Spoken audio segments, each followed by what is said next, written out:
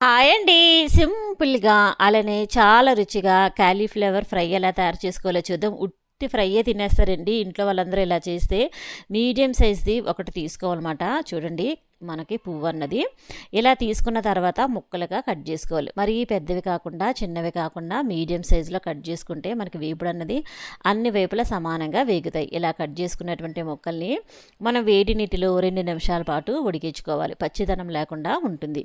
ముక్కలు మునిగేంత వరకు వాటర్ పోసుకుని ఇలా మరిగిన తర్వాత మీ రుచికి తగ్గట్టుగా సాల్ట్ అన్నది వేసుకోండి. ఇలా వాటర్ మరుగుతున్నప్పుడే సాల్ట్ వేసుకుని ఒక పావు టేబుల్ స్పూన్ అంతా పసుపును కూడా వేసుకోండి. ముక్కలు మరీ ఎక్కువగా ఉడికించుకోవద్దు, ముద్దలా వచ్చేస్తుంది ఫ్రై అన్నది. ఒక 2 నిమిషాలు మాత్రమే ఉడికించుకుంటే సరిపోతుంది. పచ్చిదనం పోతుందన్నమాట, వేయించుకుంటున్నాం కనుక టేస్ట్ బాగుంటుంది. ఇలా పసుపు వేసుకున్న తర్వాత కట్ చేసుకున్నటువంటి ముక్కలన్నీ కూడా వేసేసుకుని ఒక 2 నిమిషాలు ఉడికించుకుని వెంటనే స్టవ్ ఆఫ్ చేసేసుకుని వాటర్ని మనం వడగట్టేసుకోవాలన్నమాట.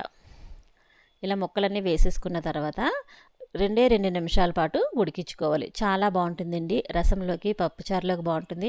అసలు ఉత్తిది కూడా కలుపుకుని తినేయచ్చు. రైస్ మొత్తం కలుస్తుంది. లేదు అంటే పిల్లలైతే అసలు చిన్న గిన్నెలో వేసిస్తే తినేస్తారనమాట. అంత టేస్టీగా ఉంటుంది. ఈ వేపుడైతే 2 నిమిషాలు ఉడికిపోయండి, పక్కన పెట్టేయండి. తర్వాత స్టవ్ ఆన్ చేసి కళాయి పెట్టుకుని 2 టేబుల్ స్పూన్ల నూనె వేసుకోవాలి. నూనె బాగా వేడిన తర్వాత మనం ఇందాకలో ఉడికించి పెట్టుకున్నటువంటి ముక్కలన్నీ కూడా వేసేసుకుని మంటని మీడియం ఫ్లేమ్ మీద పెట్టుకుని వేయించుకోవాలి. అన్ని వైపులా సమానంగా వేగేటట్టుగా చక్కగా వేయించుకోవాలి. ఇవి ఎంత బాగా వేగితే మనకి ఫ్రై అనేది అంత పచ్చిదనం లేకుండా ఉంటుంది. దీంట్లోకి మనం కారం అన్నది ప్రిపేర్ చేసుకుందాం. చిన్న మిక్సీ జార్ తీసుకుని 1 టేబుల్ స్పూన్ కారం, 5 వెల్లుల్లి రెబ్బలు, 2 టేబుల్ స్పూన్ల పచ్చి కొబ్బరి ముక్కలు, అలానే 1/2 టేబుల్ స్పూన్ జీలకర్ర, 1 టేబుల్ స్పూన్ ధనియాలు కూడా వేసుకోవాలి. తర్వాత కొద్దిగా సాల్ట్ కూడా వేసుకోవాలి. వేసుకుని బరగ్గా గ్రైండ్ చేసుకోవాలి. సింపుల్గా కారం అన్నది తయారైపోయింది, వెల్లుల్లి కారం అన్నది. ఇప్పుడు మనం ఇందాకలా ముక్కలు వేయించుకుంటున్నాం కదండి, ముక్క కూడా చూసారా బాగా వేగింది, మనకి ఎర్రగా కనిపిస్తున్నాయి కదా. ఇలా వేగిక వెంటనే తీసేసుకొని గిన్నెలో వేసుకోండి. ఇప్పుడు మనకు నూనె మిగిలే ఉంది. అదే నూనెలో ఒక 1/2 టేబుల్ స్పూన్ అంతా ఆవాలు వేసుకోవాలి. ఇలా ప్లేట్లో వేసుకోండి. ఆవాలు కూడా ఎక్కువ పట్టవన్నమాట. ఒక 1/2 టేబుల్ స్పూన్ వేసుకుంటే చాలు.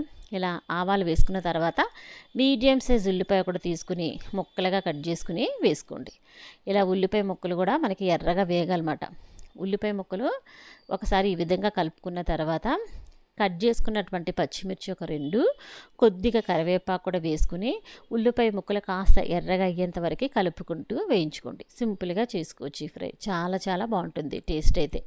కాసేపటికి మనకి ఉల్లిపాయ ముక్కలు వేగడం స్టార్ట్ అయ్యి ఇలా ఎర్రగా అవుతాయి. అప్పుడు మనం ఇందాకలా వేయించి పెట్టుకున్నటువంటి ముక్కలు మొత్తం కూడా వేసేసుకుని నూనె బాగా పట్టేలా మొదటిగా ఒక 2 నిమిషాల పాటు వేయించుకోవాలి. చూడండి ఈ విధంగా మనం ఒక 2 నిమిషాలు ఉడికించుకోవడం వల్ల పచ్చిదనం లేకుండా ఉంటుంది, రుచిగా కూడా ఉంటుంది. ఇంకా కారం అలానే ఉప్పు మీ టేస్ట్కి తగ్గట్టుగా మీరు వేసుకుంటే సరిపోతుంది.